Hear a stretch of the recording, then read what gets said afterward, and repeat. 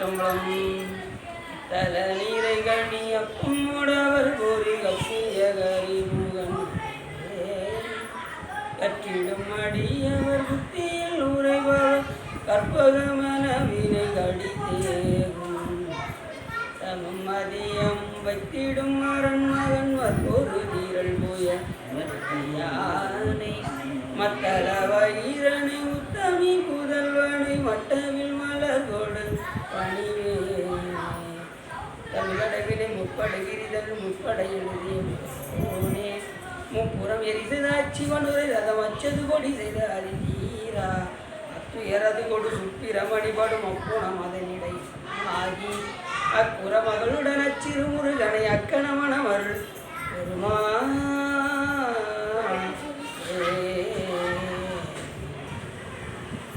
எந்தாயும் எனக்கருள் தந்தையும் நீ சிந்தாகுலமான தனையாள் கந்தா கதிவேலவனே உமையாள் மைந்த குமரா மறைநாயகனே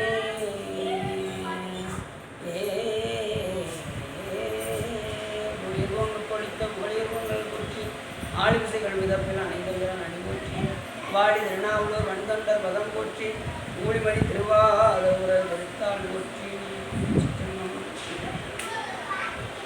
எல்லாம் வல்ல சிவகாமி அம்பாளுடனாகிய ஸ்ரீ வள்ளல் வைத்தியநாத சாமியுடைய பெரும் கருணையினாலே நாம் தொடர்ந்து மடவார் வளாகம் என்னும் புதுவை தல புராணத்தை பற்றி சிந்திப்பதற்கு திருவருளும் குருவருளும் அடியார்களும்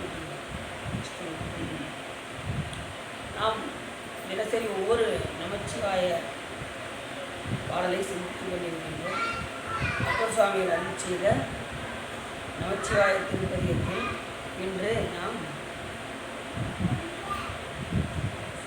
வெந்த நீர் அருங்கலம் விருதியற்கெல்லாம் அந்தரருக்கு அருங்கலம் அருமறை ஆரங்கம் திங்களுக்கு அருங்கலம் திகழும் இன்மொழி நங்களுக்கு அருங்கலம் நமச்சிவாயவே என்று அருமையாக பாடுகின்றார் நமது அப்பர் சுவாமி.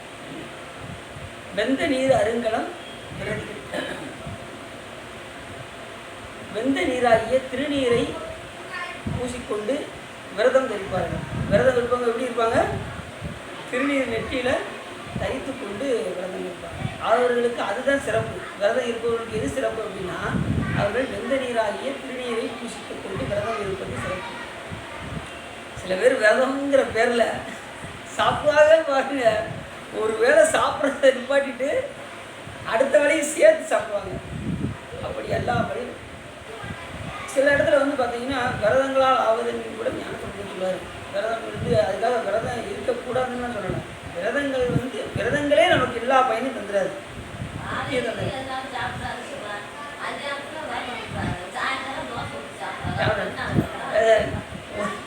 ஒரு வேளை தான் சாப்பிடணும். ஆனால் நம்ம என்ன செய்வோம், 3 வேளையும் சாப்பிடுவாங்க. சில பேர் விரதங்கிற பேர் 3 வேளையும் சாப்பிடுவாங்க.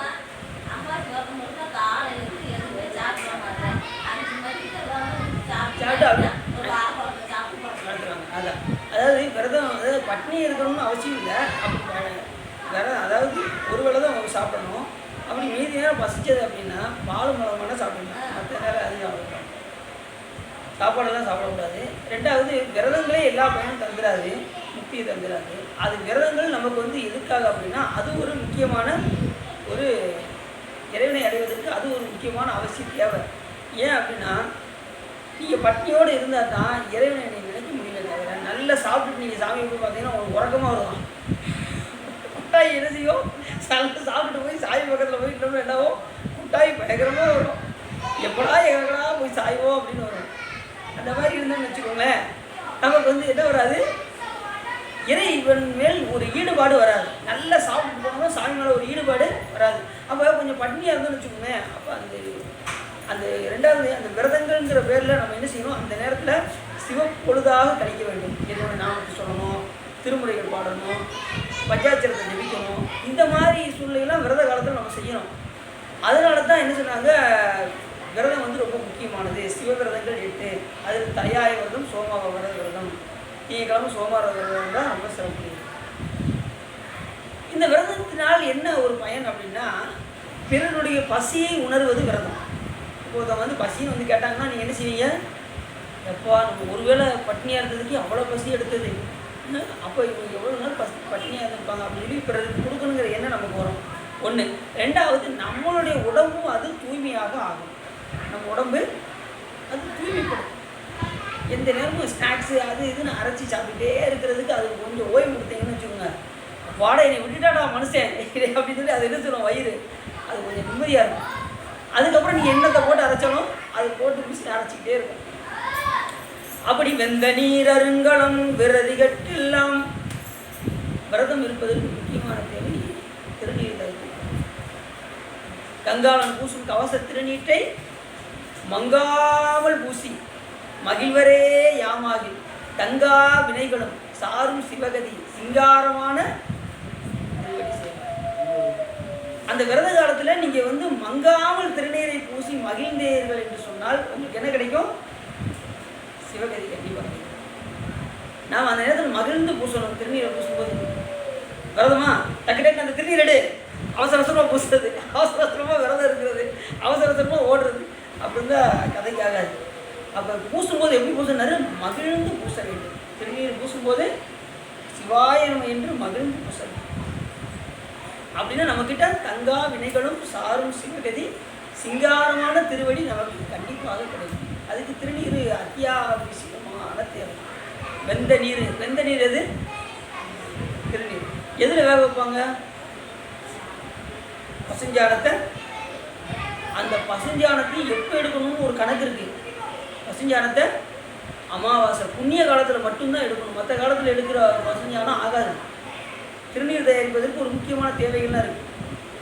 மற்ற நேரத்தில் எடுக்கிற பசுஞ்சாணம் ஆகாது. இருந்தாலும் வேறு வழி இல்லாமல் இப்போ என்ன செய்கிறாங்க, எல்லா காலத்தையும் எடுத்து திருநீர் தயாரிச்சுட்டு தான் இருக்காங்க. ஆனால் அந்த நேரத்தில் எடுத்து அந்த பஞ்சாட்சர மந்திரத்தை சொல்லி, பஞ்சபிரம மந்திரம்னு ஒரு மந்திரம் இருக்குது, அது தீட்சை எடுத்தவங்க தெரியும். அந்த மந்திரத்தை அபிவிருத்தி செஞ்சு தான் அந்த திருநீரை தயாரிக்கணும். ஓம் ஈசானமூர்த்திய நம, ஓம் தத்புருஷ வக்ராய நம, ஓம் அகோர இருதாய நம, ஓம் வாமதேவ உக்கியாய நம, ஓம் சத்யோஜாத மூர்த்திய நம என்கின்ற பஞ்சபிரம மந்திரத்தை சொல்லி அதுக்கப்புறம் பஞ்சாட்சரத்தை உச்சரித்து அதுக்கப்புறம் தான் அதில் என்ன செய்யணுமா, அதை நீங்கள் வேகவே வைக்க முடியும். வச்சு அதுக்கப்புறம் அதை எடுத்து என்ன செய்யணும், அதை உலர்த்தி அதுக்கப்புறம் தான் திருநீராக நீங்கள் வைக்க முடியும். இது எப்படி வசதி கொடுக்கக்கூடிய பஞ்சகவியத்திலிருந்து நமக்கு கிடைக்கப்பெறுவது இதுன்னா இந்த திருநீர். திருநீருக்கு மேலே வேறு ஒரு சாதனம் நமக்கு நினச்சி கூட பார்க்க முடியாது. ஏன்னா திருநீரை பற்றி ஒரு பதிவுமே பாடுவதற்காக ஞானசம்பந்த பெருமான் வந்தார். திருநீருடைய பெருமையை உணர்த்துவதற்காக ஞானசம்பந்த பெருமான் ஒரு பதிவுமே பாடினார். மந்திரமாவது நீர், மாணவர் மேலது நீர், சுந்தரமாவது நீர், துதிக்கப்படுவது நீர், தந்திரமாவது நீர், சமயத்தில் உள்ளது நீர், செல்வ வாயு மொய்ப்பங்கள் அளவாயான் தெரியும். முக்தி தருவதும் அதுதான், முனிவர்கள் அணியக்கூடியதும் அதுதான். சத்தியமாவது சத்தியமாக சொல்கிறேன் அப்படின்ட்டாரு ஞானசம்பந்தர்.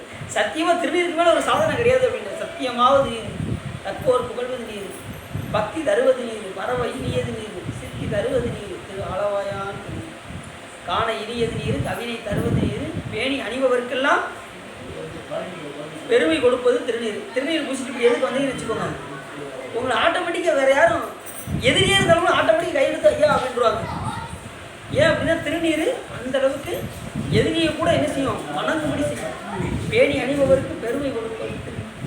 மானம் தகைவது நீர், மதியை தருவது நீர், சேனம் தருவது நீர், ஆளவாயான். வருத்தத்தை தணிப்பது திருநீர். அறுத்தம் அதாவது நீர், அவளை மறுப்பது நீர், வருத்தம் தணிப்பது நீர், மானம் அழிப்பது நீர். மேலுள்ளவங்க கேட்டாலும் கொடுத்துரும். அது நினைப்பவரையும் காப்பது. இப்பட்டது திருநீர். திருநீருக்கு மேலே ஒரு சாதனம். அதனால தான் எவரேனும் விளையாடத்திட்ட திருநீரும் சாதனமும் கண்டால் உள்கி ஓராதே அவரவரை கண்டபோது உகந்தடிமை திறன். யார் திருநீர் பூசியிருந்தாலும் அவரை எப்படி பார்க்கணும், சிவமாக பார்க்கணும். இவதேவர் அவதேவர் என்று இரண்டு ஆட்டாது ஈசன் திறமையை பேணி கவராதே தொழும் அடியார் நெஞ்சிருள் கன்றாப்புள் நடுதலியை காணலாம். அங்கே சிவபெருமான் இருப்பார் அப்படின்னு. வெந்த நீர் அருங்கலம் விரதிகட்கெல்லாம் அந்தனருக்கு அருங்கலம் அருமறை ஆரங்கம். இந்த அந்தணர்களுக்கு எது சிறப்புடையது என்று சொன்னால், அவர்களுக்கு 6 அங்கம். ஓதல் ஓதுவித்தல், வேட்டல் வேட்டுவித்தல், ஈதல் ஏற்றல் என்கின்ற 6 அங்கங்கள் அவர்களுக்கு ரொம்ப முக்கியமானது. அந்தணர்களுக்கு 6 அங்கம். முதல்ல சொன்னேன் ஓதல், அப்புறம் ஓதுவித்தல், அப்புறம் வேட்டல், அப்புறம் வேட்டு வித்தல், அப்புறம் ஈதல், அப்புறம் ஏற்றல். பொருளை ஈதல் கொடுப்பதும் வாங்குவதும், பிறர் ஓதுவிப்பதும் ஓதுவிப்பதும், வேள்வி செய்வதும் வேள்வி செய்ய வைப்பதும், இதெல்லாம் வந்து அந்தணர்களுக்கு ஒரு சிறப்புடையது, ஒரு ஆரம்பம். ஞானசம்பந்தமான பாடல் ஒரு வாயினை மனாங்காரத்து ஈரியல் வாய் பின்முதல் பூதலம் ஒன்றிய இரு சுடர் உம்பர்கள் பிறவும் படைத்தளித்தளிப்பமும் மூர்த்திகள் ஆயினை இருவரோடு ஒருவனாகி நின்றனை ஓரால் நீழல் பொன்கடல் இரண்டும் இப்படி சொல்லி ஆறாவது சொல்லும்போது ஆறங்கம் அப்படின்பாரு ஞானசம்பந்தம். ஏன்னா பாட்டு படிச்சோம்னா அந்த பதியமே ஓடிடும், அதனால இதை விட்டு சொல்கிறோம். அதில் ஆறங்க முதலெழுத்து ஓதி அப்படின்பாரு இந்த பாட்டில் வந்து. அப்போ ஆறங்கம் வந்து ரொம்ப முக்கியமானது. சிவபெருமான் அருளக்கூடிய 6 அங்கங்கள் ரொம்ப முக்கியமானது. அதில் ஒவ்வொரு இதையும் பார்த்திங்கன்னா வரிசைப்படுத்தி ஞானசம்பந்தமா அந்த பாடல் பாடிப்பார். அதே போல தான் இங்கே என்ன சொல்கிறாரு, அந்த அந்தணர்களுக்கு சிறப்புடையது 6 அங்க வேள்வி வந்து ரொம்ப முக்கியமானது. வெந்த நீர் அருங்கலம் விரதிகளுக்கெல்லாம் அந்தணருக்கு அருங்கலம் அருமறை ஆனந்தம். திங்களுக்கு அருங்கலம் திகழும் நீர்மொழி. திங்களை யார் சொல்லியிருப்பான்? சிவபெருமானுக்கு எது அழகுன்னா அவர் சூழ இருக்கக்கூடிய இறை சிந்தனை. திங்களுக்கு அருங்கலம் திகழும் நீர்மொழி. நீர்மொழி சடாமுடி, ஜடாமுடி தான் சிறப்புடையது சாமிக்கிறது. அதில் இந்த ஜடாமுடியில் தான் எதை தரிச்சிருக்காரு? அந்த திங்களை தரித்திருக்கின்றார். வாங்க சார். திங்களை சொல்லி இருக்கக்கூடிய பெருமன் அவர் அந்த பிறை சந்திரனை பார்த்தா அந்த ஜடாமுடியில் அவ்வளோ அழகாக இருக்கும். அது அதுக்கு அழகு. இந்த ஜடாமுடியில் இருப்பதனால அதுக்கு அழகு. சிவபெருமானுக்கு அழகு. சிவபெருமானுக்கு அவர் எப்பயுமே அழகு. அது மேலே இருக்கிற சந்திரன் இருக்கிறதுனால சந்திரனுக்கு அழகு. அதனால் திகழும் நீள்முடி, அவருக்கு நீண்ட ஜடாமுடி. ஜடாமுடி எப்படி இருக்கும்? நீள் சடையாக இருக்கும். விரிந்த சடையாகவே ஒரு பதியத்தில் பாடுவது. அது மாதிரி நீள் சடையான் அப்படிம்பாங்க. அவருக்கு எத்தனை சடை இருக்குதுன்னு பார்ப்போம். 8, 9, 10, 11 எத்தனை சடை உண்டு சிவபெருமானுக்கு? சொன்னா தானங்க தெரியும். நீங்கள் மட்டும் சொல்லிட்டு எல்லாமே தெரியும். எஞ்சடை இறைவனே பேர். சிவபெருமானுக்கு என்ன பேர்? எஞ்சடை. ஆனால் 9 ஒரு சடையை வந்து சாமி சுற்றி வச்சிருக்காரு. அதை எடுத்துக்கிட்டோம்னா உலகம் அடைஞ்சிடும். அதனால தான் அதை சுற்றி வச்சிருக்காரு. அதில் ஒரு முடியை எடுத்து விட்டதுக்கு நம்ம வந்து என்ன செய்யலாம்? இங்கே வற்றாத ஜீவன் இல்லையா கொண்டே ஓடிக்கிட்டு. அப்படி சிவபெருமானுக்கு எஞ்சடை. ஒவ்வொரு திருக்கோயிலில் பார்த்தீங்கன்னா நடராஜ மூர்த்தியை பார்த்தீங்கன்னா விரிஞ்ச மாதிரி இருக்கும் சடாமுடி. இப்போ நம்ம கோயிலில் பார்த்தீங்கன்னா விரிஞ்சிருக்கும். சில கோயிலில் பார்த்தீங்கன்னா சடை இருக்காது சாமிக்கு. பார்த்துருக்கீங்களா? அதை வந்து சுற்றி முடிச்சிருப்பாராம் சிவபெருமான் வந்து. ஜடாமுடி இல்லைன்னா அங்கே வந்து சாமி என்னதான் இருக்காரு? ஜடாமுடியை சுற்றி இருக்கிறான்னு நினைக்கணுமே தவிர அவருக்கு ஜடாமுடி இல்லைன்னு சொல்லிடக்கூடாது. நிவலர் திங்கள் துளங்கி விளங்க சுடசடை சுற்றி முடித்து பணிவளர் கொள்கையர் பாரிடம் சூழ வாரிடமும் படி தேர்வ அணிவளர் கோலமெல்லாம் செய்து வாச்சி காட்சி ராமத்துறைகின்ற மணிவளர் கண்டரும் மங்கை வாட மயம் செய்வதோ இவர் மாண்பே அப்படின்னு ஞானசம்பந்தம் எந்த பாட்டில்? துணிவளர் திங்கள் என்கின்ற திருப்பாச்சிலாச்சலம் என்கின்ற தளத்தில் இருக்கிற பாடல்கள் வந்து அதில் சாமி அந்த தளத்தில் எப்படி இருக்காரா? ஜடாமுடிய துணிவளர் திங்கள் துளங்கி விளங்க சுடர் சடை சுற்றி முடித்து. அந்த திருக்கோயிலில் பாருங்க நடராஜர் அப்படிதான் இருப்பாரு. அங்கே வந்து ஜடாமுடி இருக்காது. சில கோயிலில் இருக்கும், சில கோயிலில் இருக்காது. அப்படி சாமி ஒவ்வொரு விதமாக அறிவிச்சு. திங்களுக்கு அருங்கலம் திகழும் நீள்முடி நங்களுக்கு அருங்கலம். அடியார்களுக்கு எது சிறப்பு அப்படின்னா அவர்கள் நமச்சிவாயத்தை ஓதுவது தான் சிறப்பு. சாமி சிவபெருமானுக்கு அங்கே திங்களை சொல்லியிருந்தா எங்களுக்கு நமச்சிவாயத்தை சொல்வது தான் அழகு. ஏன் அடியார் மக்கள் நமச்சிவாயத்தை நாவில் நவீன் ஏற்றுகின்றார்கள்? நாவில் நவீன் ஏற்ற ஏற்ற என்ன ஆகும்? நமச்சிவாயத்தை நாவில் நவீன் ஏற்றினா என்ன ஆகும்? பேர்பற்ற குற்றத்தையும் அது போகும்.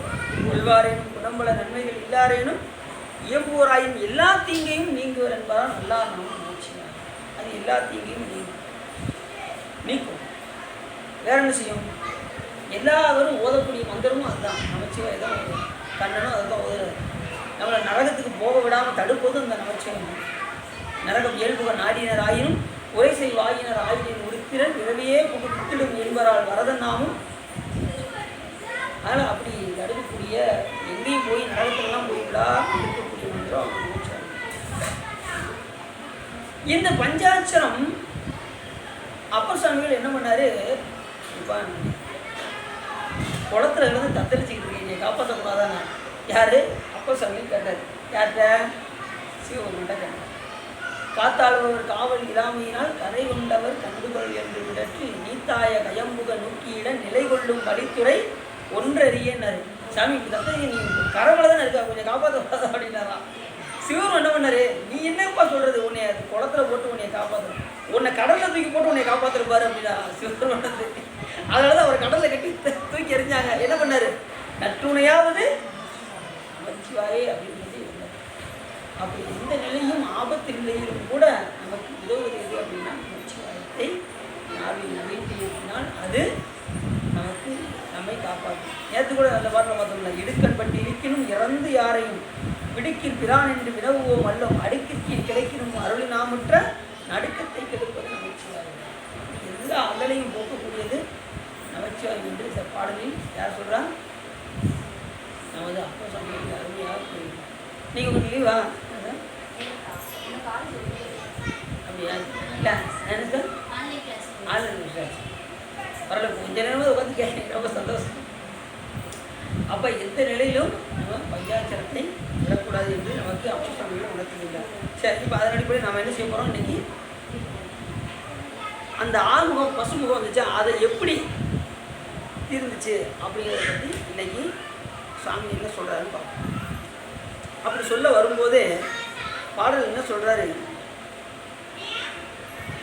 தேமுகம் அந்த பசுமுகம் மலர் பூஞ்சோலை திரள் பலனங்கள் சூழும் பாமுக சுருதி போற்றும் புதுவியம் பதியை சேர்ந்து, புதுவை பதியது நம்ம திருத்தம்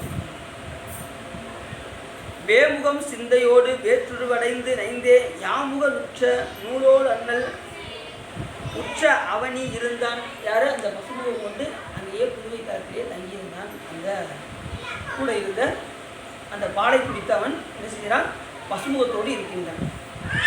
பதியுள்ளோர் காண்தோறும் படித்துறை பகவல் சில்லோர் மதியில்லானின் ரோகமும் வனமாற்றும் என்பார் கதியின் அவனுக்கு மீளா நரகமே காணும் என்பார் புதியவன் வாயில் முறுக்கு நீர் புகட்டும் என்பார்.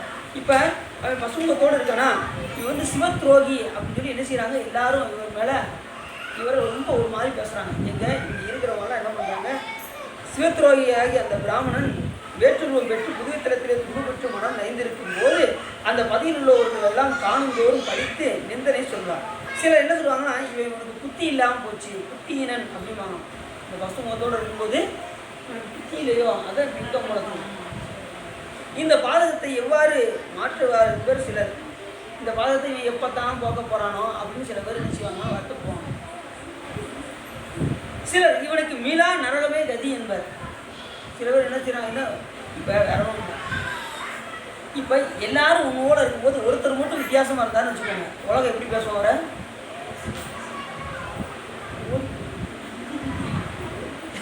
சொல்லுவாங்களா சொல்ல மாட்டாங்களா? இல்லை சொல்லுவாங்க, ஏதாவது ஒரு பிரச்சனை ஊருக்குள்ள நடக்குன்னா இல்லை அப்படிதான் பேசுவாங்க, அமைதியாக பேசுவாங்க, யாருக்கும் கேட்டக்கூடாதான் அதை சொல்லுவாங்க. அது சொல்லி வேற ஏன்னா சத்தம் சொல்லிட்டு பக்கத்தில் ஒரு காது கிட்ட அப்படி சுற்றி வரும், சுற்றி கடைசி நம்மகிட்டே வந்துடும். உனக்கு ஒரு விஷயம் தெரியுமா, நீ என்னது இந்த விஷயத்த சொன்னது நான் தாண்டி அப்படிமா கடைசி சுற்றி எங்கே வரும், நம்மகிட்டே வந்துடும். நான் பையன் தானே சொன்னேன், எப்படி உனக்கு தெரிஞ்சிச்சு, அவன் தான் சொன்னா அப்படிமா, அவட்ட போய் கேட்டு நான் அவன் தான் சொன்னா அப்படிம்பாங்க. கடைசி பார்த்தா இவன் யார்கிட்ட சொன்னாலும் அந்த ஆள்கிட்ட தான் வந்து சொல்லி நிற்பாங்க. அதனால தான் எந்த விஷயத்தையும் ஒன்னொன்று வச்சுக்கோங்க, கடைசி தெரியுது. அப்படின்னா எந்த ஒரு விஷயத்தையும் எடுத்துக்கோங்க, என்ன சொல்லுவாங்க, ஒரு விஷயத்த ரகசியம்னு சொல்லிட்டோன்னு வச்சுக்கோங்களேன், கடைசி அது நம்மக்கிட்டே வரும். அதனால எதையும் பாதுகாக்காதீங்க. ரெண்டாவது, யார்ட்டையும் ஒரு ஆள்கிட்ட நீங்கள் சொல்லிட்டே ரகசியம் உங்களோட வச்சுக்கோங்க. யார்ட்டையும் சொன்னீங்கன்னா அது என்ன ஆகும், கடைசி நம்மக்கிட்டே வந்துடும், கண்டிப்பாக போயிடும். நீங்கள் ரகசியம்னு ஒரு ஆள்கிட்ட சொல்லிட்டீங்கன்னு வச்சுக்கோங்களேன், அவங்க என்ன பண்ணுவாங்க, அடுத்தவள்கிட்ட போய் என் அவசியம் நீ வேற என்கிட்ட சொன்ன மாதிரி வேற யார்ட்ட நீ சொல்லிடக்கூடாது அடிப்பாங்க. வேறாட்டி சொல்லிட மாட்டியே அப்படின்னா அவன் சொல்ல போறான்னு அர்த்தம்.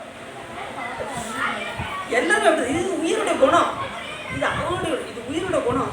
ஒன்று ஏன்னா ரகசியத்தை வச்சிருக்காது, உடனே அடுத்த ஆள்கிட்ட அது தெரிவிக்கணும்னு நினைக்கும், உடனே அடுத்த ஆள்கிட்ட போய் சொல்லிடும்.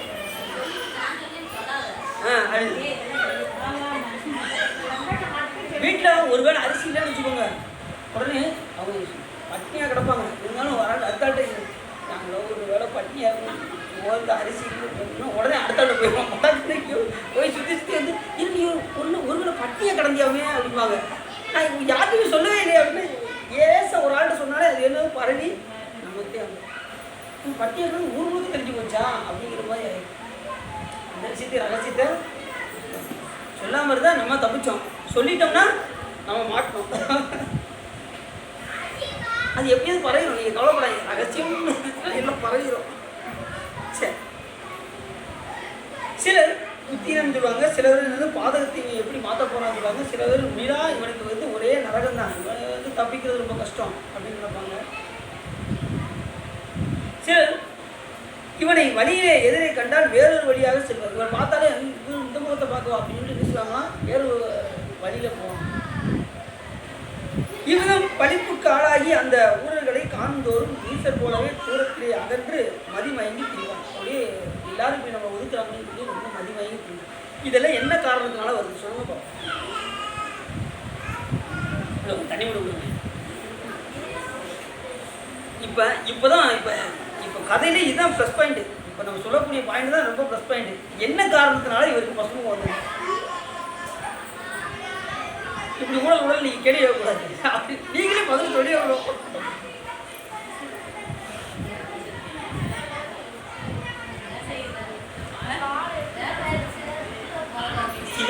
சிவபெருமானுக்கு அபிஷேகம் உள்ள பாலை எடுத்து அருந்தியதால் இவருக்கு பசுமுகம் வந்தது. அது என்ன ஆயிடுச்சு? சிவ அபராதமாக மாறியது. சிவ அபராதத்துக்கு என்ன தண்டனை? நரகலோக தண்டனை. நரகத்திலேருந்து மீண்டு வர்றது ரொம்ப கஷ்டம். சிவபெருமான் பார்த்து ஏதாவது செஞ்சால் தான் உண்டு, இல்லைன்னா மீளா நரகம் தான் அவங்களுக்கு மீது அவங்களுக்கு. அப்போ வேற ஒன்றும் வேண்டாம், ராவணன் என்ன செய்வான், அந்த கைலாய மலையை தூக்கும் போது கைலையை தூக்கினான். தூக்கும்போது சாமி சுண்டு வரங்க லேசாக ஒரு மீதி மிதிச்சார். யார? ராவணன். அவனால் தப்பிக்க முடியல. அந்த நேரத்தில் பாகிச முனிவர் என்ன பண்ணார், எப்போ அவரை சாம காலத்தில் பாருங்கன்னா உனக்கு சிவபெருமான் விட்டுவார் அப்படின்னாரு. உடனே இவர் என்ன செஞ்சார், தன்னுடைய நரம்பை எடுத்து வீணையாக மீட்டி என்ன பண்ணுவார், சாமகானம் வாசித்தார். வாசித்ததும் சிவபெருமான் அவருடைய அந்த சாமகானத்தை பார்த்து சிவபெருமான் வச்சு அவருக்கு என்ன பண்ணாராம், சந்திரவாகனம் என்கின்ற வாளை அவருக்கு பரிசாக கொடுத்தார். ரெண்டாவது ராவண ஈஸ்வரன் என்கின்ற பட்டத்தையும் கொடுத்தா. நல்லதுக்கு தான் கொடுத்துருக்காரு. அப்போ என்ன செய்யணும், அதை நல்லதுக்கு பயன்படுத்தணுமா கெட்டதுக்கு பயன்படுத்தணுமா? நல்லதுக்கு தான் பயன்படுத்தணும். சீதையை கடத்தி கொண்டு வரும்போது அந்த நேரத்தில் கழுகுக்கு ராஜனாக விளங்கக்கூடிய ஜடாயு போய் தடுக்கும். என்ன பண்ணா, இதை விடுறியா இல்லையான்னு ராவணன், நான் இது சீதையை தூக்கிட்டு போக நான் விட மாட்டேன் அப்படிங்கிறது ஜடாயு. ரெண்டு பேருக்கும் பயங்கர சண்டை வரும், ராவணனுக்கும் ஜடாயு. நீ உன் உயிர் எதில் இருக்குன்னு எனக்கு நீ சொல்லு, என் உயிர் நான் எதில் இருக்குன்னு நான் சொல்கிறேன், வாங்க சார். ரெண்டும் என்ன சொன்னாங்க, வாங்க நீ எதில் இருக்கு நீ எனக்கு உயிரை சொல்லி, உயிர் எந்த இடத்துல உன்னுடைய வெட்டுனா உன்னுடைய உயிர் போகும் சொல்லி என்னுடைய இது நான் சொல்லிடுறேன் அப்படின்னு சொல்லி ராவணன் சொல்லுவான். ஜடாயு முதல்ல உண்மையை சொல்லிடும், என்னுடைய உயிர் வந்து ரெக்கையை வெட்டினா எனக்கு உயிர் போயிடும் சொல்லிடுவான். அவன் போய் சொல்லுவான் யாரு, ஆனால் ரெண்டு பேருமே சிவபக்தர், நல்லா கவனமாக கெடுக்கணும். ஜடாயும் சிவபக்தர், ராவணனும் சிவபக்தர். அவன் என்ன சொல்லுவான், எனக்கு தலையில தான் இருக்கு அப்படிமா. யாரு? ராவணே, எனக்கு உயிர் தலையை வெட்டினா என் உயிர் போயிடும் அப்படிமா. இது எத்தனையோ தடவை ஜடாயு வந்து தலையை வெட்டி வெட்டி பார்த்தாலும்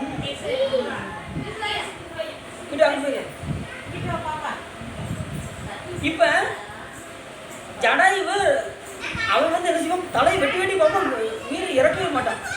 ஏன்னா அவனுடைய உயிர் எங்க இருக்கும் அப்படின்னா இதயத்தில் இருக்கும். யாருடைய உயிர்? ராவனுடைய உயிர் இதயத்தில். கடைசி ராமன் தான் விழுவாரு. இவர் உயிரை தெரிஞ்சுட்டாரா, ரெக்கையில் இருக்கணும். இவர் தலையை வெட்டிக்கணும், இவர் ரெக்கையை ரெண்டு ரெக்கையை எடுத்து வெட்டிடுவார். அவர் உயிர் அப்படியே பயிரை வச்சு கொத்து உயிரும் கொலை உயிருமா இறப்பார். யாரு? ஜடாயு.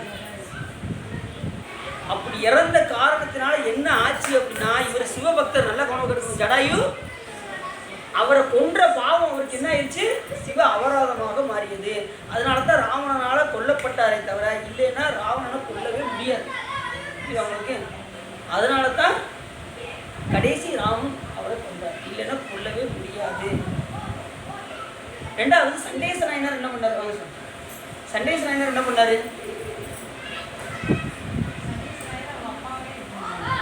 அப்பாவின் மழுவால தாங்கினார். எப்படி தாங்கினாரு? அதாவது அவர் பசு மேய்த்து கொண்டிருந்தாங்க, பசு மேய்த்து கொண்டிருந்தார். மற்றொருவன் பசு மேய்த்து கொண்டிருக்கும் போது இவர் என்ன பண்ணாரு, அந்த பசு மேய்க்கிறவனை பார்க்குறாரு சண்டேசன். அவன் என்ன செய்யறான், அது சும்மா அவன் அன்போடு யாரையும் உபசரிச்சா அது வந்து அன்போடு இருக்கும். அடிச்சுக்கிட்டே இருந்தோம்னு வச்சுக்கோங்க, அது மாடு வந்து அதை என்ன செய்யும், அப்படி முட்டை முட்டை வருமா அவன் கூட கொஞ்சம் 2 எடுத்து சாத்துறது எதை, பசுவை. அந்த இது பொறுக்க முடியாமல் சண்டேசன் என்ன பண்ணாரு, எப்போ இப்படிலாம் அடிக்கக்கூடாதுப்பா அப்படின்னு சொல்லி அவர் என்ன செஞ்சாரு, தடுத்தாரு. அப்புறம் என்ன செஞ்சாரு, அவரே வாங்கி நானே மேய்க்கிறேன் அப்படின்னு சொல்லி என்ன செஞ்சாரு, நல்ல இடத்துல கொண்டு போய் அதை போய் மேய்க்க விடுறது, நல்ல இலைகளை பறித்து சாப்பிடும்படி செய்கிறது.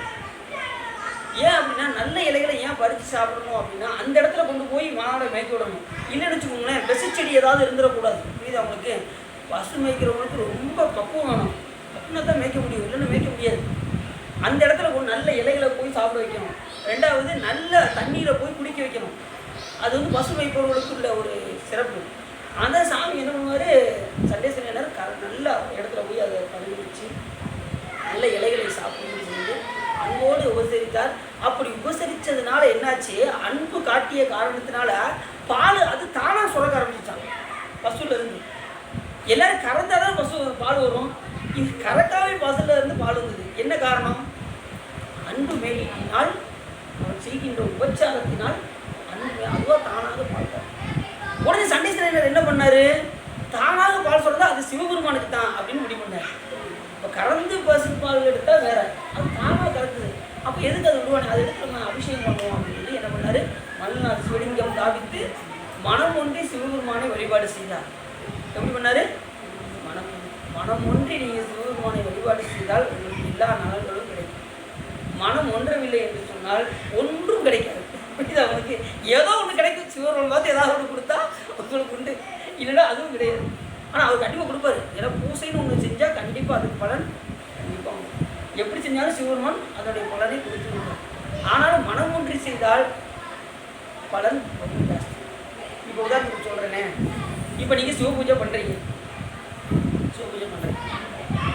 எல்லா கிரியும் அவசர அவசரமாக பண்ணுறீங்க, இது எடுத்து வைக்கிறீங்க, அபிஷேகம் பண்ணுறீங்க, தூக்கி எடுத்து வைக்கிறீங்க, எல்லாம் பண்ணுறீங்க. அதை சிவபெருமான் பார்க்க மாட்டார். நீங்கள் கிரியில் பையன் எவ்வளோ இத்தனை விஷயம் பண்ணுறானே அப்படின்னு சொல்லி சாமி வந்து என்ன செய்ய மாட்டார், பார்க்க மாட்டார். அதில் எந்த கிரியினாலும் பண்ணுங்கள், எத்தனை அபிஷேகனாலும் பண்ணுங்கள், ஆனால் அது வந்து புண்ணியம் உண்டு, அது வேறு விஷயம். ஆனால் சிவபெருமான்ட்ட அன்பை பெறுவது எதுங்கிறது தான் இப்போ உங்களுக்கு ஐடியா சொல்கிறேன். நீங்கள் கிரியில் வந்து ரெண்டாவது தான், நீங்கள் அன்போடு செய்வதற்கு தான் பலன் உண்டே தவிர அன்பு இல்லாமல் செய்தால் அதற்கு பலன் கம்மி. இப்போ சிவபெருமான் எப்படி எடுப்பார் அப்படின்னா, நல்லா கவனமாக கலங்க. இப்போ தங்கம் இருக்குது பார்த்தீங்களா, தங்கத்தில் என்ன கலந்துருக்கும், செம்பு கலந்துருக்கும், வெள்ளி கலந்துருக்கும், எல்லாம் கலந்துருக்கும்ல. அதை நீங்கள் போய் உலையில் போய் வச்சு எடுத்து உருக்கினீங்கன்னா அதை எந்த பிடிச்சிடலாம், மூஸ்தங்க மாதிரி இருக்குது, செம்பு போயிடும், வெள்ளி போயிடும், கடைசி எது பிச்சை இருக்கும், சுத்தமான மூசுத்தங்கம் இருக்கும். இப்போ இந்த சுத்தமான மூசுத்தங்கம் எப்படி இருக்கோ அதுபோல் உங்கள் வழிபாடை சிவபெருமான் எடுப்பார். நீங்கள் பூஜை செய்யும்போது நான் இதை பண்ணுனேங்க, நான் 2 மணி நேரம் பூஜை பண்ணேங்க, நான் இத்தனை அபிஷேகம் பண்ணேங்க, நான் என்ன மாதிரி அபிஷேகம் பண்ணுற ஆள் உண்டாங்க, 32 அபிஷேகம் பண்ணுறேங்க அப்படின்னு நான் சிவபெருமான் பார்க்க மாட்டார். நீ எத்தனை விஷயம்னாலும் பண்ணியா, நீ எப்படியா பண்ணுற அப்படின்னு தான் பார்ப்பேன். அன்பு கலந்து சாமி அவனே எனக்காக தேவர்களுக்கெல்லாம் காண கிடைக்காத மூவரும் 33 மற்ற ஒளிந்த தேவரும் காணாத சிவபெருமான் நீ இங்கே வந்து எழுந்து சாமி அப்படின்னு அந்த அன்பு கலந்து என்ன செய்யணும், சிவபெருமான் யாருக்கும் காண கிடைக்காத கடவுள் நம்ம தொட்டு பூசை பண்ணுற அளவுக்கு நம்மளை கொண்டு வந்து இங்கே விட்டுருக்காருன்னா அதை நம்ம தொட்டு பூசை பண்ணுறோம் அப்படின்னா எவ்வளோ பெரிய பாக்கியம். இன்றைக்கி ஒரு அடியார் வந்தாங்க, 100 நாளில் ஒரு கோயிலுக்கு கட்டி உபவாசம் பண்ணுறாங்க. அடின்னு இல்லத்துக்கு வந்தாங்க, வந்துட்டு அந்த கோயிலை போய் பார்ப்போம் அப்படின்னு சொல்லி பூசுந்தரலிங்கேஸ்வரர் தைலாக்குளம் அங்கே நக்கமங்கலம் இந்த கோயிலை பார்த்து இந்த 2 கோயிலை பார்த்தோமே அதை கும்பாபிஷேகம் பண்ணணும்னு முடிவு பண்ணிட்டாங்க. அங்கே இருக்கிறவங்க நல்லா கவனிப்பாங்க. அந்த நக்கமங்கலத்தில் இருக்கிறவங்க நீங்கள் என்ன சாதின்னு கேட்டார் அந்த ஐயா கேட்டார். அங்கே கீழ் ஜாதி சொன்னாங்க, நாங்கள் வந்து பல்லர், உனக்கு கிடைச்சிருக்கு பாரியா பாக்கியம் சொன்னார் பாருங்க, எவ்வளோ பெரிய பாக்கியம் அவருக்கு. கீழ் ஜாதி இருந்தாலும் சிவபெருமானை தொட்டு அன்னைக்கு பூஜை பண்ணுறாரு அவர். அந்த கோயிலை அவர் யாருக்குமே கிடைக்காத ஒரு பாக்கியம் அவர் எடுத்து அந்த சிவலிங்கத்தை பூஜை பண்ணிட்டு இருக்காரு. உனக்கு சிவபெருமான் எவ்வளோ பெரிய அருள், நீ கீழ் ஜாதி நினைக்காதையா, குளத்திலவே ஆகுமா குணம் உனக்கு. நீ இந்த குளத்தில் இருந்தாலும் திருநாளை போகிற எந்த குளத்தில் இருந்தார் அவர் சிவபூஜை பண்ணலையா, அது சிவபெருமான் ஏற்றுக்கொள்ளலையா? எந்த சாதியில் இருந்தாலும் சிவபெருமான் ஏற்றுக்கொள்வார். கீழ் ஜாதியாக இருந்தாலும் சரி மேல் ஜாதியாக இருந்தாலும் சிவபெருமான் ஆட்கொள்வதற்கு ரெடியாக இருக்காரு. இப்போ குலம் வந்து முக்கியம் இல்லை, குலவிலராயிலும் குலத்திற்கு ஏற்பதோர் நலமிக கொடுப்பது அவர் கொடுப்பதற்கு ரெடியாக இருக்காரு. நாம் முன்முனையணும், அன்பு செலுத்தணும். சாமி யாருக்கு காண கிடைக்காத கடவுள் இங்கே வந்து முன்னாடி வந்து யாரும் கிடைக்கின்ற பாக்கியம் அப்படின்னு நினச்சி சிவ பூஜை பண்ணணும், அன்பு கலக்கணும். எதுக்கு பொருள் இல்லையா சாமி, இன்னைக்கு இந்த பொருள் இல்லை சாமி, கொஞ்சப்படி இல்லாமல் போயிடுச்சு, எது நினச்சிக்கா சாமி அப்படின்னு சொல்லணும் சாமிகிட்ட. எனக்கு இந்த பொருள் இல்லை, நாளைக்கு வாங்கி செஞ்சுறேன் அப்படின்னு அந்த அன்பு கலக்கணும்.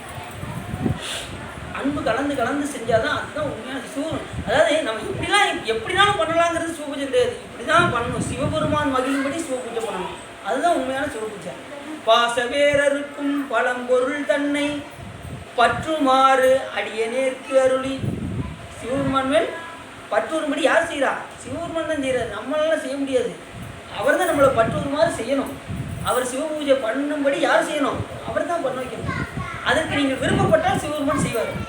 இது அவங்களுக்கு பாசவேரருக்கும் பழம்பொருள் தன்னை பற்றுமாறு அடியனேற்கு அருளி பூசனை உகந்து என் சிந்தையுள் புகுந்து.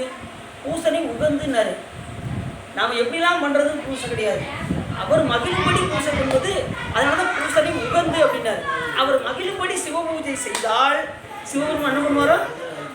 சிந்தையுள் புகுந்து, சிந்தையில் வந்து உட்காந்துருவார். நாம் என்ன சொன்னாலும் போக மாட்டார் சாமி. ஏன்னா அன்புக்கு சிவபெருமான் எங்கேயோ உள்ளே வந்து உட்காந்துருவார். இப்போ தயவு செய்து நீ வெளியே விட்டுறாதையா அப்படின்பா. சிவபெருமான் வந்து சிந்தையில் விட்டு எங்கேயும் வெளியில் விட்டுறாதையா அப்படின்பா. அப்படிப்பட்ட கருணாமூர்த்தி சிந்தையுள் புகுந்து பூங்கடல் காட்டிய பொருளே. அதுக்கப்புறம் திருவடியை காட்டுவாரா? சிந்தையில் உட்காந்து என்ன செய்வாரா? தன்னுடைய திருவடி. இதுக்கு மேலே வேறு என்ன பேர் வரும்? சிந்தையில் புகுந்து பூங்கடல் காட்டிய பொருளே தேசுடைய விளக்கே செழுஞ்சுடர் மூர்த்தி செல்வமே சிவபெருமானே. எப்படி பாரத ஈசனே என்னை சிக்கனை பிடித்தேன் எங்கிருந்து அது உன்னை பிடிச்சிட்டேன். ஈசனாகிய உன்னை தவிர எனக்கு ஒரு பொருள் கிடையாதுன்னு என்ன செய்யணும்? சிக்கனை பிடித்தேன் எங்கிருந்து அருள்வது இனிய. இதுக்கு போல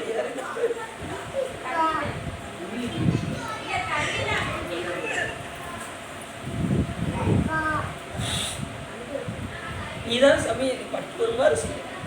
எனக்கு என்று ஒரு அறிவும் இல்லை, எனக்கு என்று ஒரு செயலும் இல்லை என்று அறிந்து அவர் மகிழுமாறு சிவபூஜை செய்வது தான் நமக்கு சால சிறந்ததை தவிர இஷ்டத்துக்கு பண்ணுறது கிடையாது. எதுனாலும் நம்ம தப்பாக பண்ணால் கூட அதில் அன்பு கலந்து செய்யுங்க தான் சொல்லணும். நம்ம செய்கிற தப்பாக தான் இருக்கும், நம்ம கரெக்டுன்னு நம்ம சொல்ல வரல. ஆனால் செய்யும்போது சிவபெருமான் உண்மையிலே இருக்காருங்கிற உணர்வோடு பண்ணுது. சிவபூஜை பண்ணும்போது சிவலிங்க மூத்தத்தில் உள்ள சுவாமி இருக்காரு, அவர்கிட்ட நம்ம பேசுகிறோம் தினசரி அப்படின்னு நினச்சி பண்ணுவோம். என்னமோ ஏனதாலும் பண்ணிட்டு போகணும்னு நினைக்காம அவரோடு கலந்து பேசி உணர்வை வெளிப்படுத்தினால் சிவபெருமான் கண்டிப்பாக இவன் என்னை பண்ணால் அலைப்பொழியான் என்றொரு நாள் எதிர்ப்படுமே அப்படின்னு சிவபெருமான் என்னவாரு கண்டிப்பாக ஒரு நாள் நம்ம நேரிலே வந்துடுவோம்.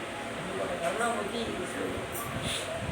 அப்படிதான் இவர் என்ன செஞ்சார்? மனம் ஒன்றி சண்டேசனா என்ன சிவபூஜை பண்ணி கொண்டிருந்தார். அந்த பால் எப்படி தானாக வந்த பால், தானாக சுரக்கின்ற பால், இதை பால் வேஸ்ட்டாக போவதே நினச்சி தன்னுடைய அப்பா என்ன பண்ணார்? தன்னுடைய காலால் அந்த பாலை இடறினார்.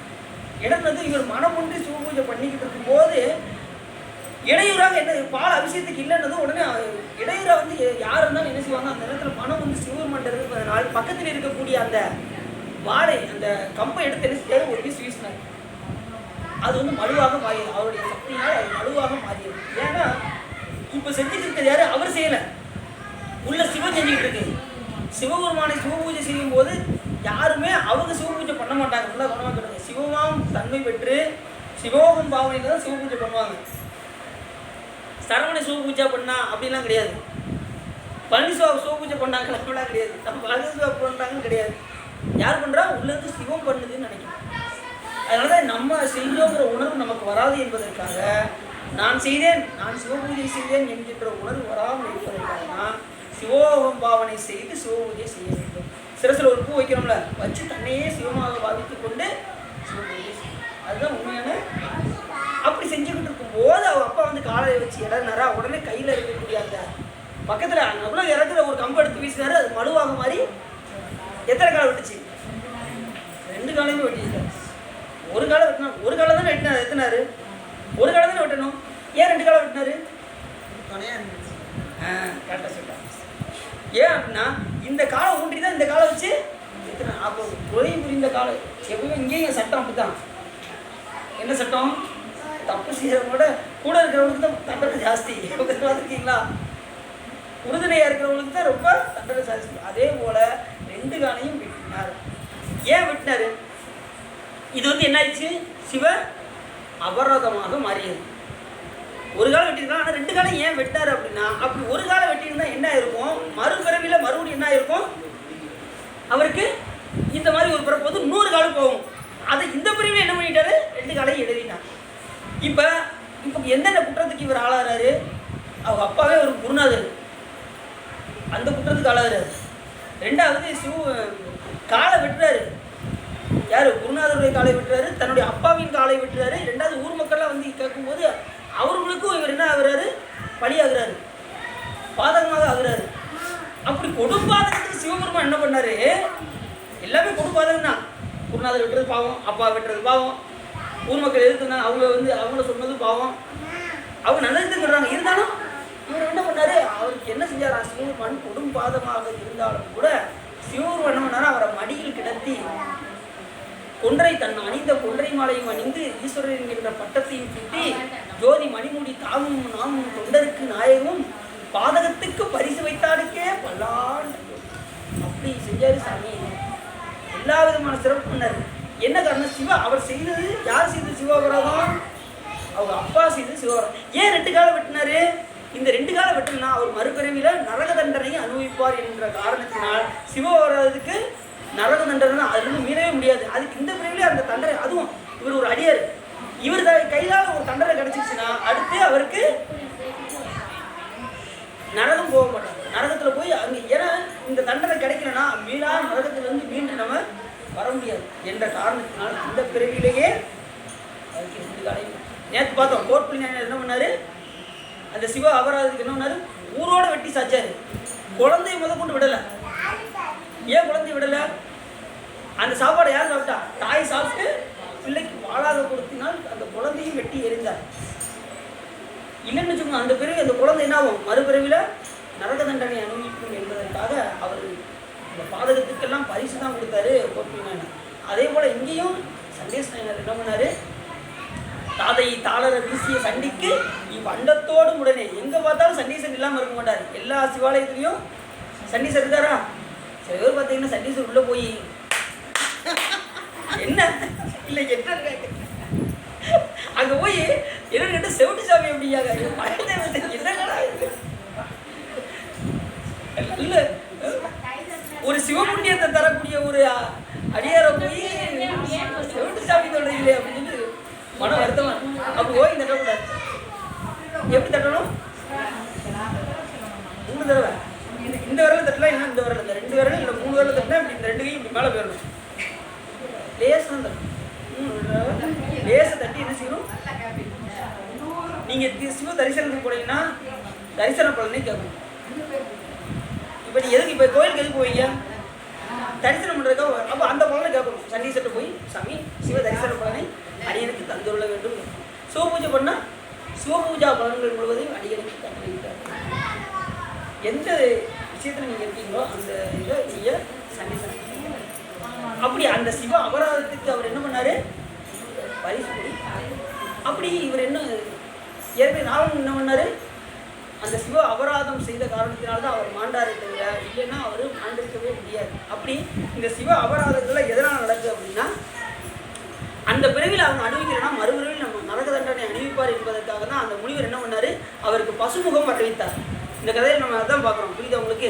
அப்படி இவர் பசுமுகம் இந்த பிறவியில் அவர் கொடுக்கலைன்னா அவர் மறுபடியும் எங்கே போயிடுவார்? நரகத்துக்கு போயிடுவார் என்கின்ற காரணத்தினால தான் பரத்வாச முனிவர் கூட இருந்தவருக்கு இந்த தண்டனையை கொடுத்தார், பசுமுகத்தோடு இருக்குமாறு செய்தார். சரி, அப்படி இருக்கும்போது சிவ துரோகிகளுக்கு வருத்தம் துன்பம் இவ்வளவு என்று சொல்ல முடியாது. இங்கே நம்ம 6 மாதம் கழிந்தவுடன் அத்தலத்தில் உள்ளோர் மனம் இறங்கி அங்கே இருக்கிறவங்கலாம் அவரை பார்த்து சொன்னாங்க, இப்போ நம்ம வைத்தியநாத பெருமானையும் சிவகாமியாரையும் வழிபாடு நீ செய்தால் மனம் இறங்கி அந்த பாதகனை பார்த்து, கொடிய பாதகனை நீ இந்த சிவத்துரோகம் நீங்க பெற்று பண்டைய வடிவம் பெற வேண்டுமானால் சூரிய உதயத்துக்கு முன் எழுந்து, சூரிய உதயத்துக்கு முன்னாடியே என்ன செய்யணும்? எழுந்துடணும். எழுந்து எந்த தளத்துன்னு சொன்னாரு?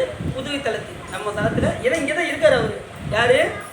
பசுமம் கொண்டு அந்த கூட இருக்கிற பரத்வாச முனிவருடன் கூட இருப்பவர் இங்கே தான் இருக்கார். அதனால் இந்த தளத்தில் நீ காலையில் அதிகாலையில் சூரிய உதயத்துக்கு முன்னாடியே எந்திரிச்சு சிவகங்கையில் தீர்த்தமாடி, எப்பயுமே காலையில் எழுந்திரிச்சது என்ன செய்யணும்? செல் பார்க்க வேண்டும். காலையில் எழுந்ததும் செல்லை பார்த்து கொண்டே இருக்க வேண்டும். காலையில் பார்த்தீங்கன்னா எந்திரிச்சது 1 மணி நேரமாக செல்லை பார்த்ததான் அதுக்கப்புறம் மற்ற வேலையை பார்ப்பாங்க. புரியுதா உங்களுக்கு? அப்படியா? செல் பார்க்க வேண்டுமா?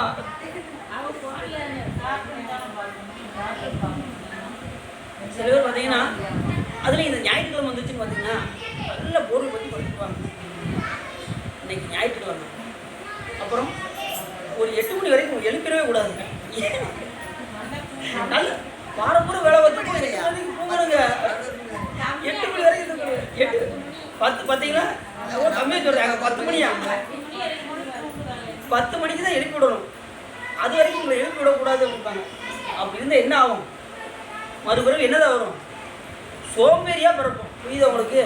யார் நல்லா உறங்குறாங்களோ அடுத்த பிறகு சோம்பேறியாக இருப்பாங்க. ஒரு வேலையும் பார்க்க மாட்டாங்க. வாழ்நாள் அப்படியே கழியும். காலையில் என்ன செய்யணும்? பெருங்குளர் காலை மூழ்கி சித்தராகிய சிவபெருமானுக்கு பக்தராகி அருங்கோடு மலர்கள் கொண்டாங்க ஆர்வத்தை உள்ளே வைத்து விரும்பினால் விளக்கு தூபம் விதினால் இடவல்லாருக்கு கருமினில் கட்டி கொள்வார். இந்த பணியை காலையில் செய்யணும். அதிகாலையிலே எழுந்திருச்சு இந்த பணியெல்லாம் செய்யணும். யார் யாரெல்லாம் இப்படி செய்றீங்க?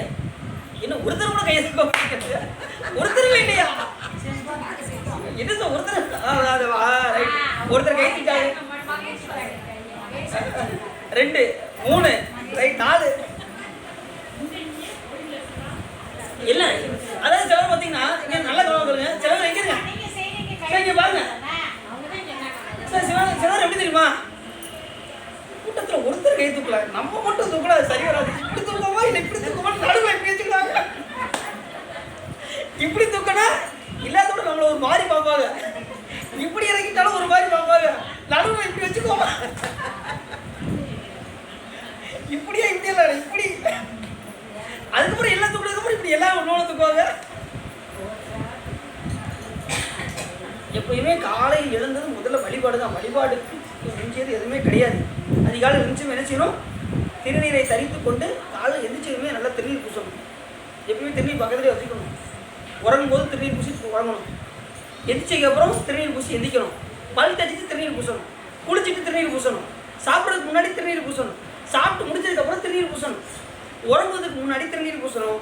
உறங்கி எழுந்ததுக்கப்புறமும் நீங்கள் ஒன்று திருநீர் எந்த தடவை பூசணுமா? ஒரு தடவை பூசுறீங்க. அதுலேயும் பார்த்தீங்கன்னா அந்த ஒரு தடவை பூசுறதுலேயுமே முட்டுக்கோண்டு இந்த இடத்துல மட்டும் வச்சுட்டு பூன்னு ஒரு பூச வைப்பாங்க. அது இவ்வளோ பெரிய பாவம் தெரியுமா? திருநீர் வந்து ஒரு துகள் கூட சிந்தக்கூடாது. ஏன் அப்படின்னா அந்த ஒவ்வொரு துகளும் சிவலிங்கம் போன்றது. ஒவ்வொரு துகளும் அதில் ஒரு துகள் கீழே செஞ்சாலும் சிவலிங்கம் கீழே விழுந்தது போல் நினைக்கணும். அப்படின்னா சிவலிங்கம் நினைச்சவங்க கீழே செஞ்சுவோமா? அதுலேயும் பார்த்தீங்கன்னா கோயிலுக்கு வரவங்க அன்னைக்கு தான் சொன்னாங்க, இப்போ திருநீர் கொஞ்சம் நிறைய கொடுக்காதுப்பா. ஏங்க அப்படின்னு. வேற ஒன்றும் இல்லை, அங்கங்கே போட்டு போயிடுறாங்க அப்படிங்காங்க. அங்கங்கே திண்ணையில் திருநீர் நிறைய வாங்க வேண்டியது, நிறைய கொடுங்கன்னு வாங்கி அப்புறம் ஓரத்தில் வச்சுட்டு போயிடுறாங்க. தேவைக்கு தகுந்த மாதிரி திருநீர் பூசுவதற்கு தகுந்தவாறு என்ன செய்யணும்? வாங்கி திருநீர் பூசணும். நிறைய வாங்குற என்ன செய்யக்கூடாது? வாங்கி அப்படி வாங்கி நிறைய பேர் கொண்டு போய் கொடுங்க. எல்லாருக்கும் வீட்டில் பக்கத்தில் இருக்கிறவங்களாம் போய் கொடுத்து வழிபாடு செய்யணும். சரி, அப்படி அதிகாலையில் சூரிய உதயத்துக்கு முன் எழுந்து சிவகங்கையை தீர்த்தமாடி சந்தியாவந்தனம் கடன் முடித்து வைத்தியநாதரையும் சிவகாமி அம்மையாரையும் தொழுது 108 பிரதட்ச பிரதட்சணம் வந்து திருவழகு மெழுகுமிட்டு திரு பள்ளித்தாமம் திரு விளக்கு முதலீடாகிய பணிவிடைகள் செய்து. எத்தனை பணி சொல்கிறார் பாருங்க, இத்தனை பணி செய்யணும் திருக்கோயிலில் போய். அப்பர் சாமியோட பாட்டு தாங்க எல்லாமே பார்த்தீங்கன்னா. அப்பர் சாமியோட பாடல் தான் நமக்கு வந்து ஒரு வழிபாட்டுடைய உரைப்பை கூட்டும். நிலை பெறுமாறுதியே நெஞ்சே, நீ உருப்படி ஆகுமா, அது சொல்கிறத கேளு அப்படின்னாரு அப்பர் சாமி. என்னங்க செய்யணும் அப்படின்னா, அதுக்கு என்ன செய்யணும் அப்படின்னா, புலர்வதன் முன் அழகிட்டு மெழுக்கும் விட்டு. அழகு விட்டு மெழுக்கும் விட்டு என்ன அர்த்தம்? கோயிலை சுத்தப்படுத்து. அழகிட்டு அழகுனா அந்த விளக்கு வர கூட்டம் பார்த்தீங்களா, அது பேர் அழகு, திருவழகுன்னு பேர் அது பேர். இப்போ நம்ம என்ன வச்சுருக்கோம், விளக்கமாறுன்னு வச்சுருக்கோம்.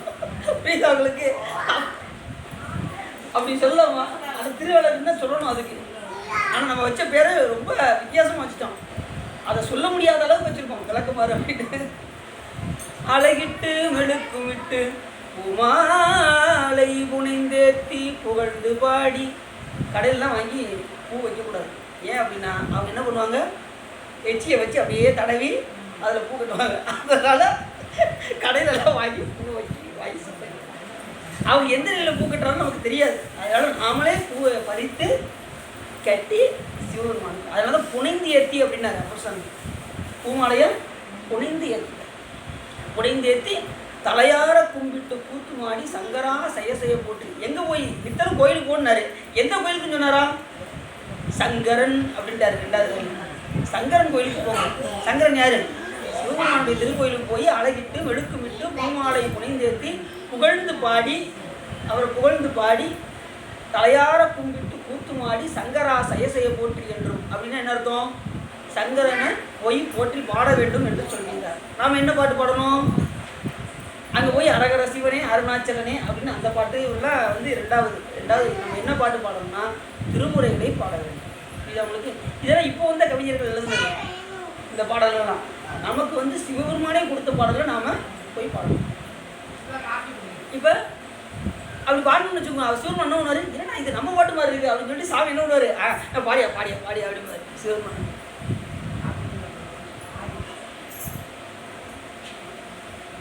இப்போ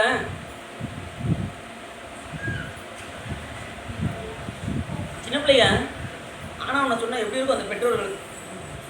எவ்வளோ இன்பமாக இருக்கும். இருக்குமா இருக்காதா? இருக்கும், கண்டிப்பாக இருக்கும்.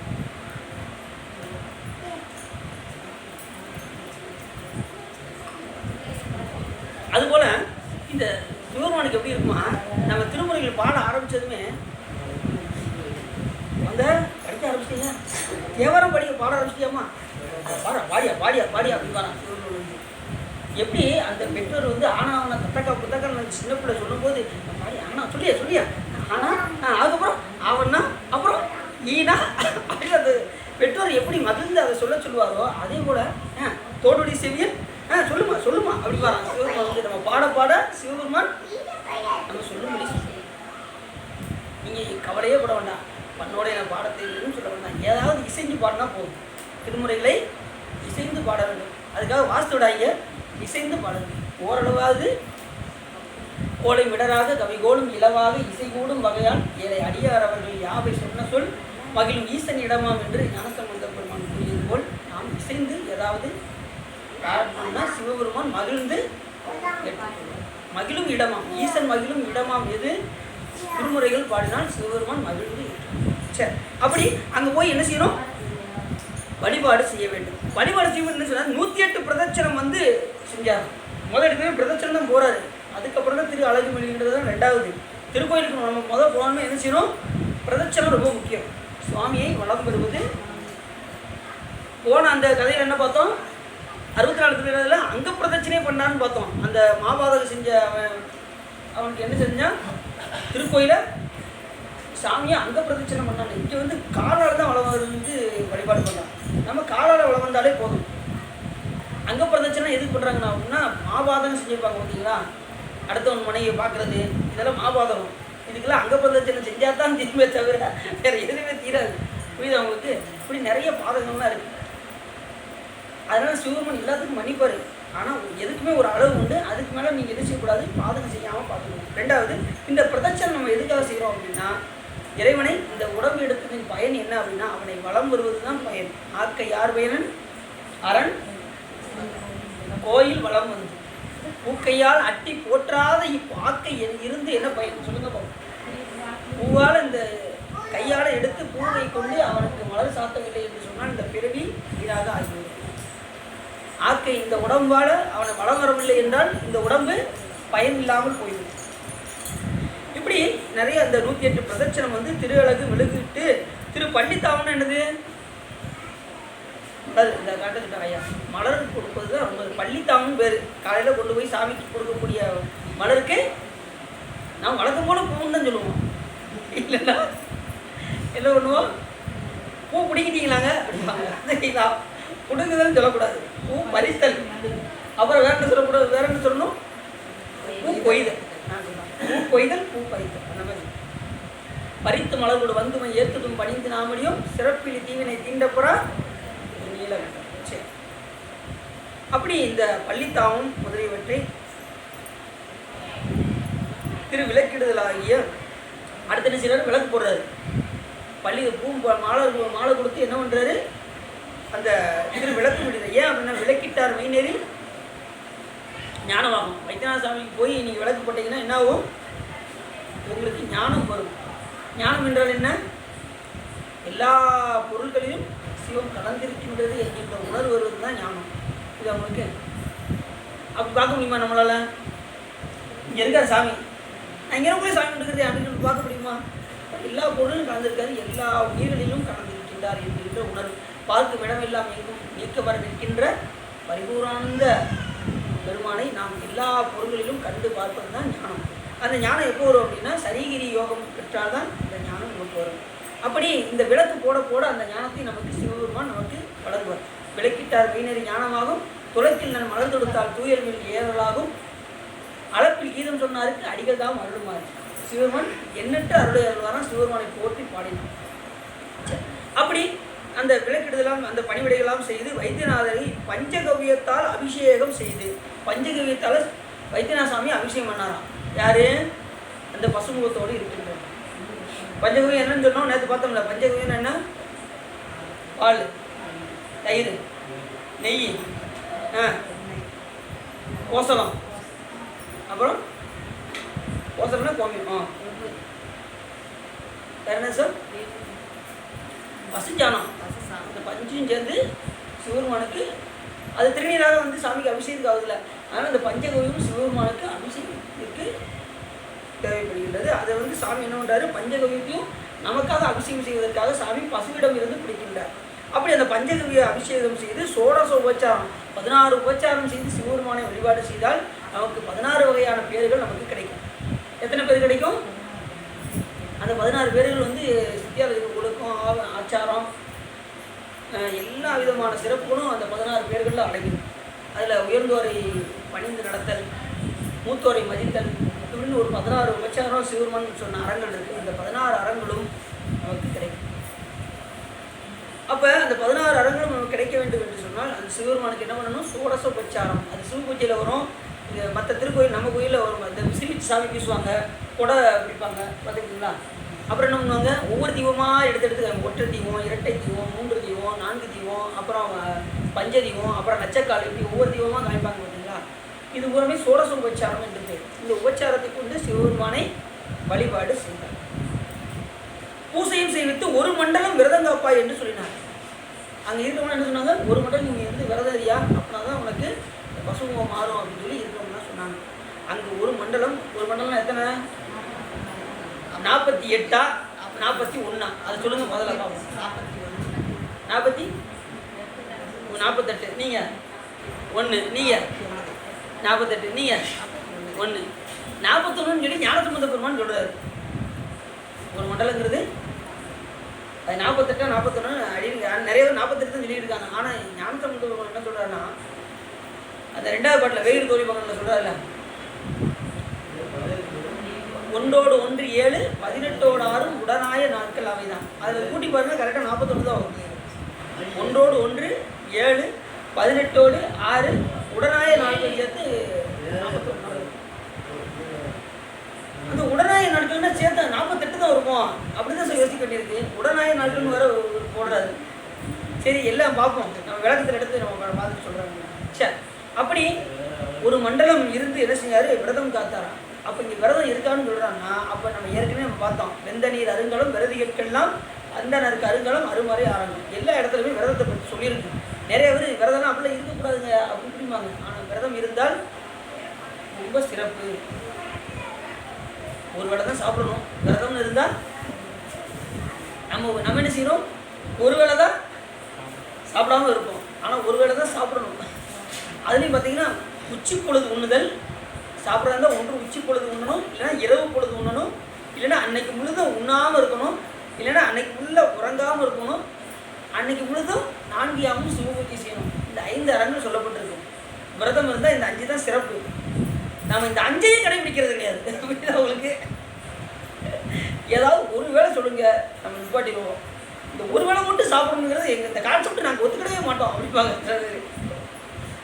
சில பேர் பார்த்தீங்கன்னா சோறு தானே சாப்பிடக்கூடாது, தோசை இருக்குல்ல, தோசை காலையில் வேற 2 இட்லி தாங்க சாப்பிட்டேன், காலையில் 2 இட்லி, அது எவ்வளோ பெரிய விரதம் தெரியுமா அப்படிப்பாங்க. நைட் மதியம் சாப்பாடு ஒரு கட்டு, காலையில் 2 இட்லி தான் சாப்பிடுங்க. நீங்கள் கட்டுன்னு கட்டிட்டு என்ன செய்வாங்க, உள்ளே தள்ளிட்டு மறுபடியும் தண்ணியை முடிச்சு உள்ளே தருவாங்க. காலையில் விட்டதுக்கெல்லாம் சேர்த்து பார்த்து விரதங்கிற பேரில் கூட கொஞ்சம் நிறைய சாப்பிட்றது. 2வது இரவு வந்து அதெல்லாம் விரதத்தில் வந்து சோறு தான் சாப்பிடக்கூடாதுன்னு சொல்லியிருக்கு, தோசை இட்லிலாம் சாப்பிடலாம்னு சொல்லியிருக்கு அப்படின்ட்டு கிட்டத்தட்ட 3 வேளையும் சாப்பிடுவாங்க. அதுக்கு அந்த விரதத்தில் ஏதாவது பயன் இருக்கா சொல்லுங்க. விரதத்தினுடைய பயன் என்ன அப்படின்னா, அந்த பசியினுடைய உணர்வை அறியணும். ஒரு வேளையாவது இருந்து என்ன செய்யணும், அந்த பசி எடுக்கும் பார்த்தீங்களா, ஒரு வேளை இருக்கும்போது அந்த பசியை நீங்கள் உணரணும். உணர்ந்தால் தான் பிறருக்கு தர்மம் செய்யுங்கிற எண்ணமே வரும், இல்லைன்னா வராது. அதுக்கு தான் விரதம் இருக்கு சொல்கிறாங்க. 2வது உங்கள் உடம்பு சுத்தமாகும். எந்த நேரம் நீங்கள் அரைச்சி சாப்பிட்டுட்டே இருக்கீங்களா, அதுக்கு ஓய்வு கொடுக்குறது தான் விரதம். வாரத்தில் ஒரு நாள் ஒரு வேளையாவது இருந்தீங்கன்னா மாதத்துல 4 வேலை ஆகிடுச்சு ஆயிடுச்சா. இப்போ ஒரே நாளில் உங்களுக்கு முழுசும் பட்டினியாக இருக்க முடியாது. வாரத்தில் ஒரு நாள் ஒரு வேளை இருந்தீங்கன்னா 4 நாள் ஆச்சு. அப்போ என்ன ஆகும், இது சீராக ஏகும். நீங்கள் என்னத்தை சாப்பிட்டாலும் உள்ளே போட்டு அரைச்சிக்கிட்டே இருக்கும்.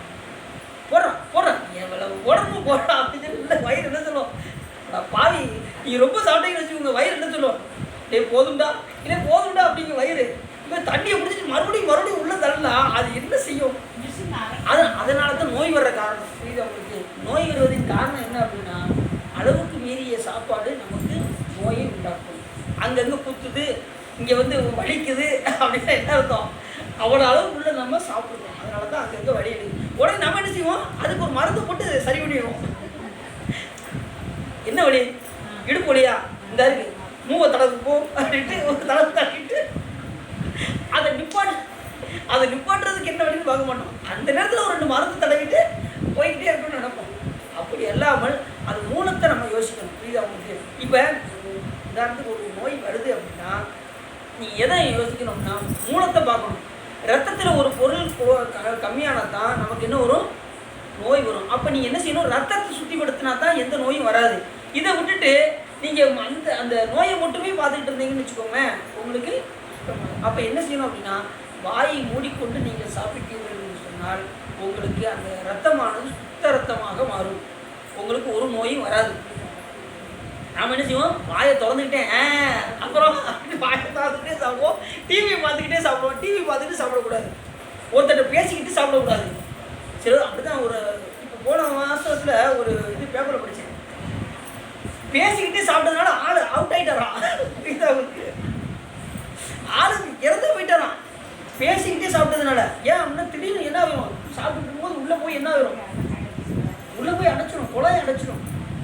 அப்படி கூட பேசிக்கிட்டே சாப்பிடக்கூடாது, டிவி பார்த்துட்டு சாப்பிடக்கூடாது, மனம் ஒருமைப்பட்டு சாப்பிடணும். செல்ஃபோன் மடியில் வச்சுட்டு அப்புறம் பேசிக்கிட்டே அப்புறம் பார்ப்பாங்க. அப்புறம் அதில் வாட்ஸ்அப் பார்த்தீங்கன்னா வாட்ஸ்அப்லேயே ஓடிக்கிட்டு இருக்கீங்க எவ்வளோ காலம். யாரையும் சொல்ல முடியல, ஏன்னா நம்ம இல்லை யாரையும் சொல்ல முடியல, ஏன்னா நம்ம வீட்லேயே நடக்குது. அதனால் நம்ம வந்து சொல்லவே முடியல. ஏன்னா நம்ம வீட்டில் சரி பண்ணால் தானே மற்ற வீட்டில் சொல்ல முடியும். இங்கே பார்த்தீங்கன்னா ஒரே வாட்ஸ்அப்பில் ஓடிக்கிட்டே இருக்கும். ஆனால் குடும்ப அளவுக்கு அதெல்லாம் நம்ம மாற்றினோம்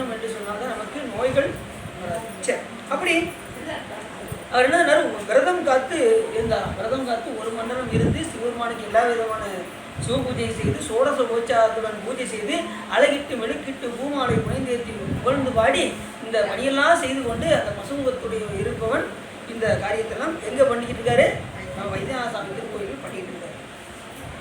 அப்படி பண்ணிக்கிட்டு இருக்கும்போது அவ்வார்த்தையை துன்பக்கடலை கரையேற்றும் தோணியாக கை கொண்டு ஒரு மண்டலம் விதிமுறை தவறாது விரதம் காத்து முடித்தான். ஒரு வழியா அந்த விரதத்தை அப்பூசனைக்கு கிருபாநிதியாகிய வைத்தியநாதர் மனமகிழ்ந்து அவனுடைய துன்பத்தை மாற்றி பழைய வடிவு பெறும்படி அனுகிரகம் செய்தார். இப்போ என்ன ஆகிட்டா அவன் பழைய வடிவு அந்த பசுமுகத்தை மாற்றி, ஏன்னா சிவபெருமான் நினைச்சாருன்னா எதுனாலும் நடக்கும்.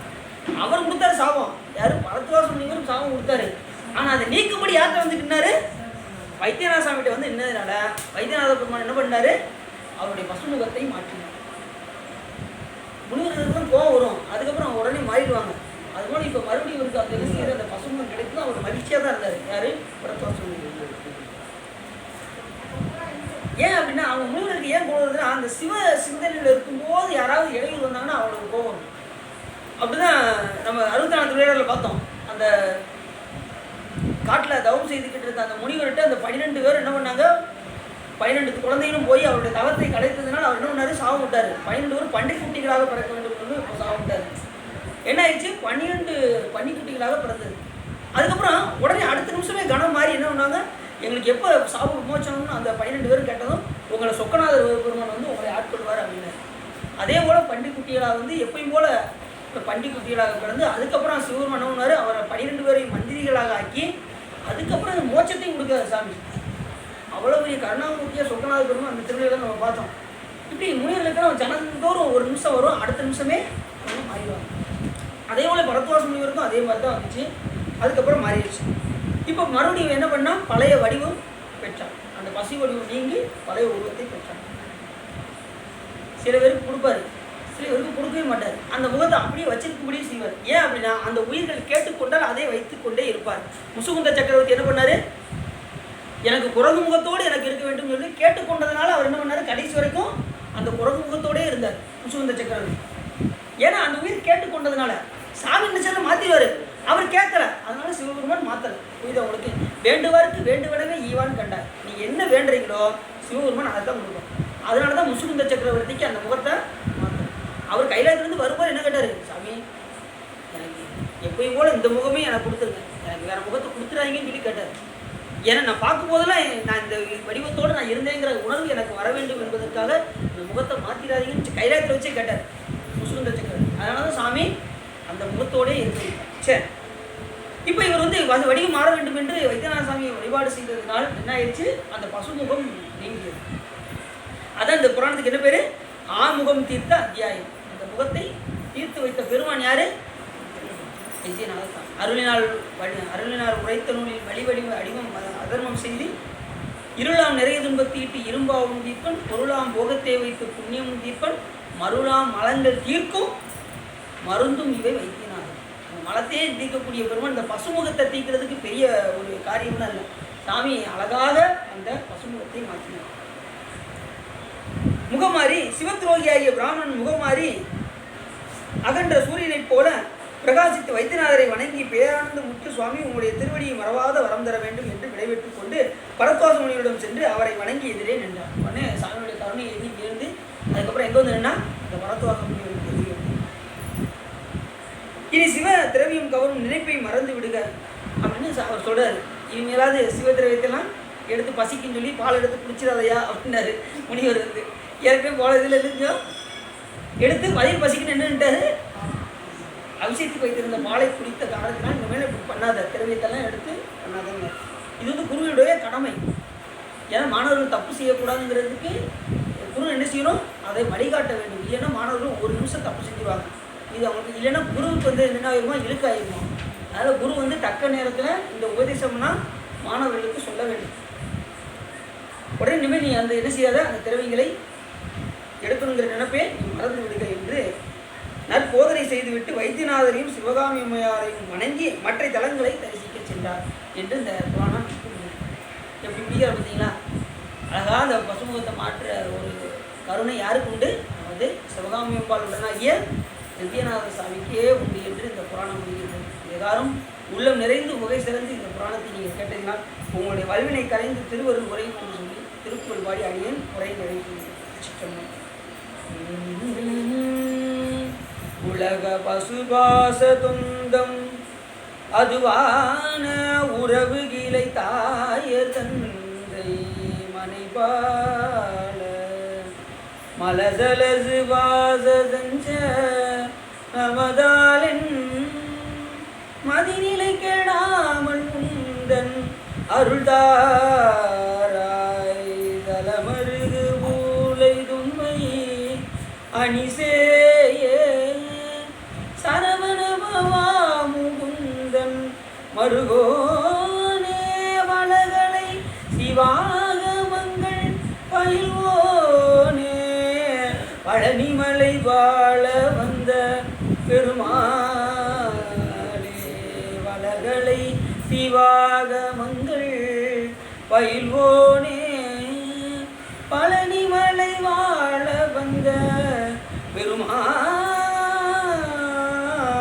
பெருமாளே வளகளை சிவாகமங்கள் பயில்வோனே பழனிமலை வாழ வந்த பெருமாளே